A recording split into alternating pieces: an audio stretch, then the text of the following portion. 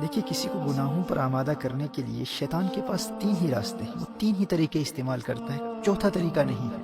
یا تو شیطان براہ راست آپ پر حملہ کرے گا، یا نفس کے ذریعے آپ پر حملہ کرے گا، یا آپ کی بری صحبت کے ذریعے آپ پر حملہ کرے گا۔ دیکھیے آپ اپنے دوستوں کے ساتھ بازار میں جا رہے ہیں اور اچانک سڑک کے اس پار آپ کی نظر ایک عورت پر پڑتی ہے، آپ اللہ جل وعلا کے خوف سے اپنی نظریں جھکا لیتے ہیں۔ اب شیطان آپ کو بہکانے کے لیے ان 3 طریقوں میں سے ایک طریقہ اختیار کرے گا۔ یا تو آپ پر وہ خود براہ راست حملہ کرے گا، آپ سے بار بار کہے گا کہ کوئی بات نہیں، ایک مرتبہ پھر دیکھ لے، تجھے اس کے حسن کا اندازہ ہی نہیں ہے، ایک مرتبہ دیکھ لے، دیکھ وہ تیری طرف دیکھ بھی رہی ہے۔ اب اگر آپ کا ایمان مضبوط ہے تو آپ اعوذ باللہ پڑھ کر اور لا حول ولا قوت الا باللہ العلی العظیم پڑھ کر ان برے خیالات کو دور کر دیں گے۔ اور شیطان ان خیالات کے ذریعے ہی آپ پر حملہ کیا کرتا ہے، جسمانی طور پر اپنے ہاتھوں سے وہ آپ کا چہرہ اس لڑکی کی طرف پھیر کر آپ کو مجبور نہیں کر سکتا۔ اور شیطان کا دوسرا طریقہ کیا ہے؟ شیطان آپ کے نفس کے ذریعے آپ کو بہکانے کی کوشش کرے گا، لیکن اگر آپ نے اپنے نفس کو پہلے سے ہی قابو میں رکھا ہوا ہے تو اب شیطان کے پاس ایک ہی راستہ بچتا ہے، اب وہ آپ کی بری صحبت کو استعمال کرے گا۔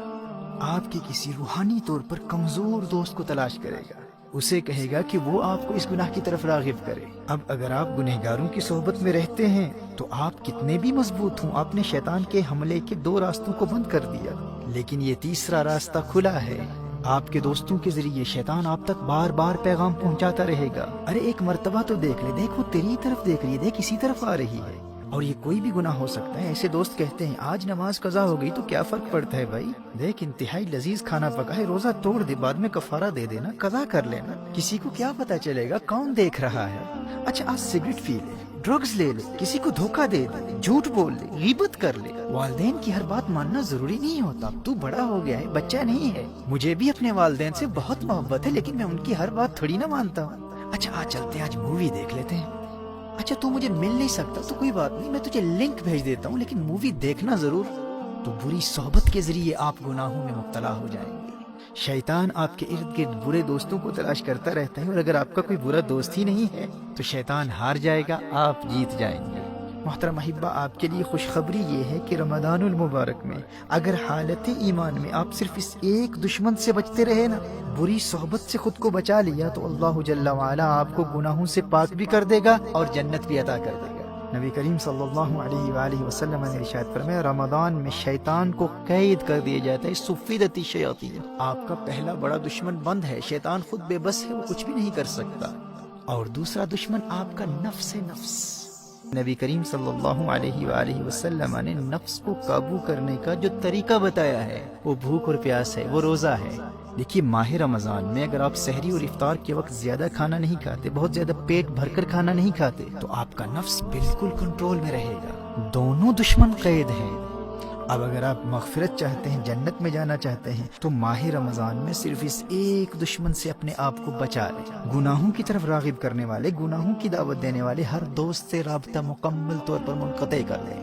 برے دوستوں کو بتلا دیں، کیا دیکھتے نہیں کتنے ہنستے کھیلتے نوجوان ماہ رمضان سے قبل ہی موت کا شکار ہو چکے ہیں۔ جانے آئندہ رمضان تک یہ زندگی وفا کرے نہ کرے، میں زندہ بھی ہوں یا نہ ہوں، میں تمہارے لیے سب کچھ کر سکتا ہوں، لیکن اپنی آخرت کا سودا نہیں کر سکتا۔ رمضان المبارک میں مجھ سے ملنے کے بارے میں سوچنا بھی نہ۔ محترم احبہ، اگر مغفرت چاہتے تو کم از کم رمضان المبارک میں ایسے تمام دوستوں سے مکمل دوری اختیار کر لیجیے۔ اگر اپنا نمبر چینج کرنا پڑے تو کر دیں، سم کارڈ پھینکنا پڑے تو پھینک دیں، اور الیاذ باللہ اگر کسی غیر محرم لڑکی کا نمبر آپ کے فون میں ہے تو فوراً بلاک کر دیں۔ سوشل میڈیا پر، ٹویٹر پر، انسٹاگرام پر، فیس بک پر انفرینڈ کر دیں۔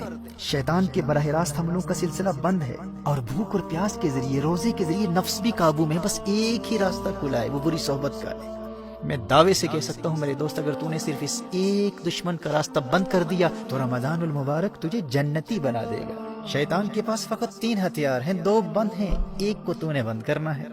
اور یاد رکھنا، دور حاضر میں بری صحبت صرف انسان ہی نہیں ہے، T V, internet, smart phones اور سوشل میڈیا کا غلط استعمال، یہ تمام بیڈ کمپنی ہے۔ اور اگر مجبوری میں اسکول کے کام کے لیے، ہوم ورک کے لیے، کالج اور یونیورسٹی کے اسائنمنٹس کے لیے، یا بزنس کے کسی کام کے لیے انٹرنیٹ کا استعمال کرنا ضروری ہے، تو اپنے پی سی کو، اپنے کمپیوٹر کو یا لیپ ٹاپ کو اپنے لیونگ روم میں استعمال کرنے کے لیے خود کو پابند کر لے کہ اگر تو فون پر بھی انٹرنیٹ کا استعمال کرے گا تو اس کمرے میں کرے گا جہاں تیرے والدین موجود ہیں، تیرے بھائی بہن موجود ہیں، تاکہ ان کی موجودگی تجھے انٹرنیٹ پر مختلف قسم کی برائی پر مشتمل شرمناک مٹیریل یا بری سائٹس پر جانے سے بچائے رکھے۔